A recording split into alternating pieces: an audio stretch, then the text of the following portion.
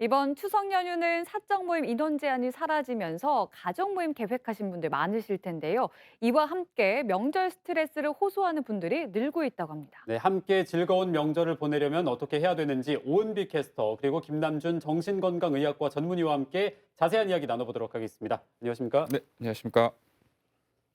네, 추석은 참 오랜만에 친척이나 고향 친구들을 만나서 참 기다려지는 날이기도 하지만요. 그 이면에는 굉장히 많은 스트레스를 주는 피하고 싶은 날이기도 한 것 같습니다.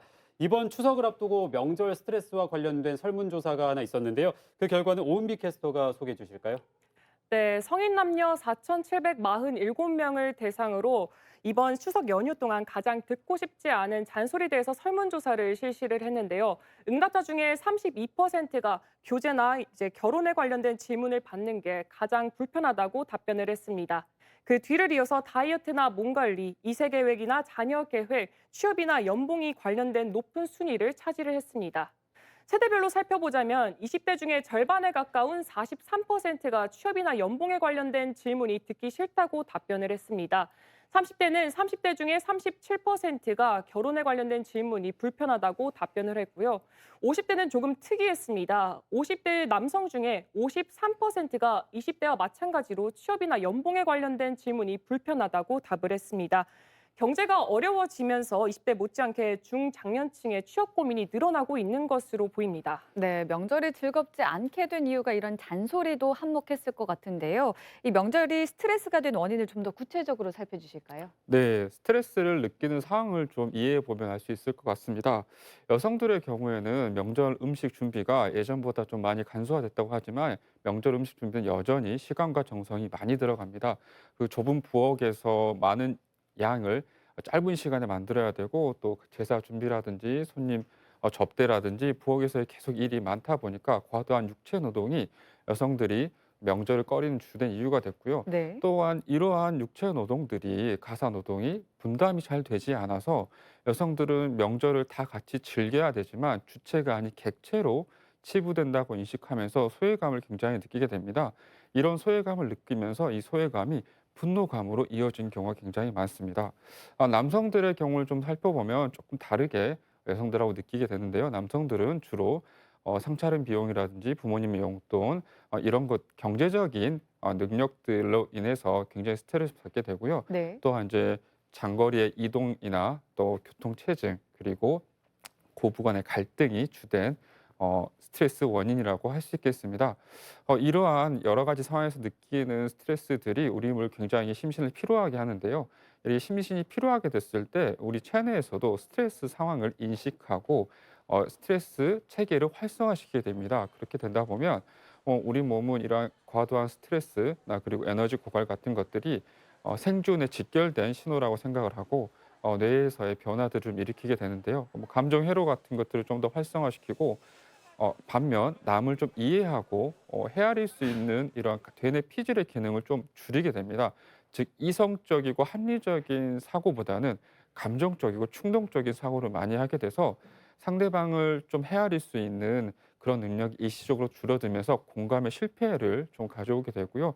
그러한 상황에서 서로의 마음을 좀 헤아리지 못하다 보니까 이렇게 스트레스를 각자 받게 되는 것 같습니다. 네, 방금 선생님께서 말씀하신 그런 이유로 만약에 스트레스를 받았을 때 좀 겉으로 드러나는 증상이 있다면 어떤 게 있습니까?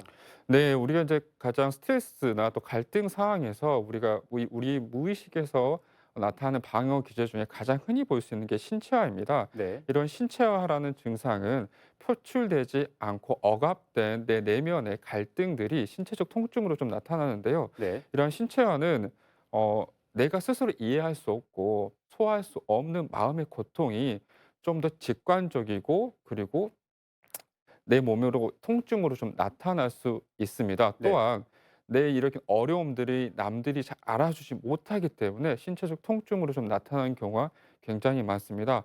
신체의 대표적인 특징으로는 두통이나 그다음에 어지럼증, 소화불량, 그리고 근육통들이 주로 나타나게 되고요. 네. 이뿐만 아니라 우울이나 불안, 초조, 그리고 불면, 호흡곤란 등의 정신 건강의 증상들도 같이 나타나게 됩니다. 네. 이러한 명절에 나타날 수 있는 신체화의 증상들은 주로 여성분들이 굉장히 많이 경험을 하는데요. 뭐 근육통이라든지 두통, 소화불량들은 흔하게 나타나고 심지어는 일시적인 마비라든지 실어증이라든지 일시적 기억 상실증의 증상으로 응급실을 내원하는 경우도 많습니다. 또 최근에 앞서 이제 설문조사에서 봤듯이 경제적 능력을 좀 상실한 남편이라든지 취업난에 시달리는 청년층들의 무기력감이라든지 자존감의 저하 이러면서 불면증의 증상들이 굉장히 많이 나타나고 있고요. 네. 코로나로 한동안 우리가 가족들을 잘 맞이하지 못했는데 이제 한 번에 이렇게 가족들이 왔다가 훅 빠져나가면 이 빈자리를 느끼는 허전함과 외로움을 느끼는 어르신도 굉장히 많다고 합니다. 네, 그러니까 모든 세대에서 스트레스를 이제 적지 않게 받고 있는 건데 네네. 이 스트레스가 결국은 갈등으로 번지는 경우도 심심치 않게 볼 수 있다고요? 네, 명절 연휴 전후로 가족과 친지들이 서로 마주하는 시간이 늘어남에 따라 또 이로 인해서 갈등과 다툼이 심화되고 또 일시적으로 늘어나는 현상들이 있다고 해서 제가 직접 취재를 해봤습니다. 영상으로 확인해 보시죠. 코로나19 거리두기 해제 후 맞는 첫 명절 추석. 오랜만에 반가운 얼굴들을 한자리에서 만날 수 있게 됐는데요. 하지만 가족을 만난다는 반가움보다 명절 스트레스로 가족 간 파국으로 치닫는 일이 발생하고 있습니다. 코로나19 발생 이후 이혼율은 감소세를 보이고 있습니다. 통계청 발표에 따르면 2019년 11만 800건, 2020년 10만 6,500건, 2021년 10만 2천 건으로 매년 줄어들고 있는 모습인데요. 이렇듯 전체적인 이혼 건수는 줄어들고 있지만 명절 이후에는 급격하게 이혼 건수가 증가하는 모습을 확인할 수 있습니다. 네, 실제로 2021년 설 명절인 2월에는 이혼 건수가 15,000건이었으나 명절 직후인 3월에는 16,800건으로 1,800건이 넘게 증가한 수치를 보였으며 2021년 추석의 경우 9월 이혼 건수 13,700건, 10월은 15,200건으로 이 역시 전달 대비 약 1,400건 증가한 모습을 확인할 수 있었습니다.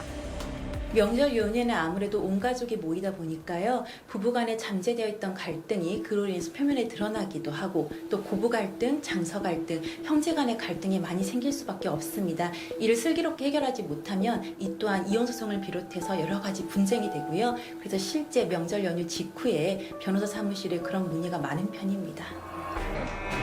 가족끼리 부모님이 남길 재산에 대한 상속과 부양료 부담 문제, 제사와 분묘 관리 같은 이야기를 나누다 감정 싸움으로 번져 범죄 행위로까지 이어지는 사건들도 심심찮게 발생해 문제가 되고 있습니다. 또 하나 특이한 통계가 있는데 매년 연휴 기간 동안 119 구급차 출동 건수가 늘어난다는 겁니다.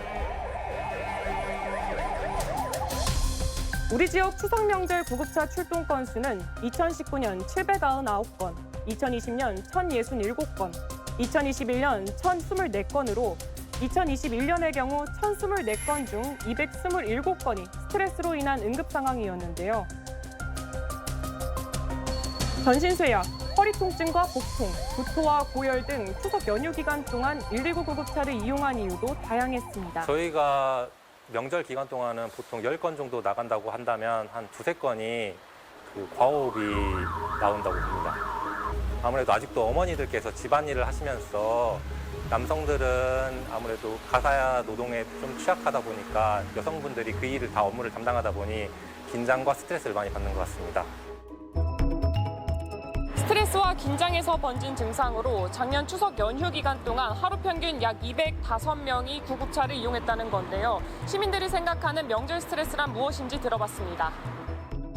음식을 해야 돼서 꼭 집에 가야 되거든요. 일 본업을 제치고 그런 것들에 좀 스케줄에 지장을 많이 받아서 그런 점이 좀 힘든 점이 있는 것 같아요. 열심히 하고 있으니까 안 물어보고 좀 믿고 맡겨줬으면. 제 주변에서 보니까 제사 같은 걸로 스트레스를 많이 받아 하더라고요.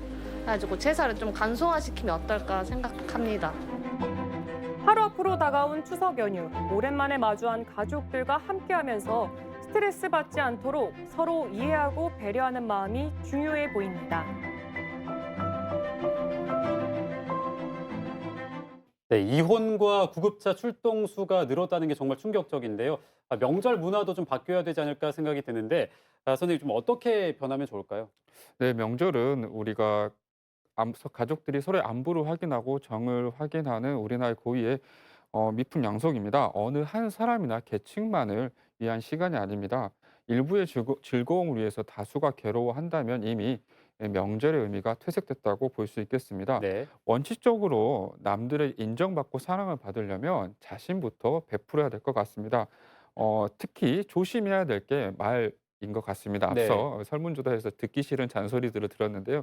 제가 하고 싶은 말도 그런 말입니다.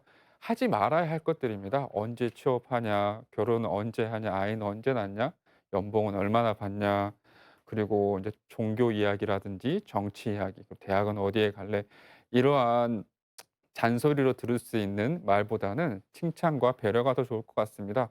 너와 함께 음식 만드니까 너무 기쁘다. 네가 해주니까 더 맛있다. 너희들을 닮아서 애들이 너무 착하고 예쁘다. 더 예뻐졌다. 살 빠졌다. 이러한 기분 좋은 말들을 해주면 서로가 훨씬 더 좋을 것 같고요. 가족들은 우리 모두를 위한 명절이니까 모두가 함께 수고하고 함께 즐거워야 합니다. 몸이 힘든 것보다 마음이 힘든 게 더 괴로운 것 같습니다. 집안의 어른, 가장들이 좀 더 솔선수범해야 되지 않을까 싶습니다. 네. 명절 누군가의 희생을 강요하기보다는 서로 더 이해하고 배려하는 노력으로 즐거운 명절을 만들어 가야겠습니다. 오늘 함께 해주신 두 분 고맙습니다.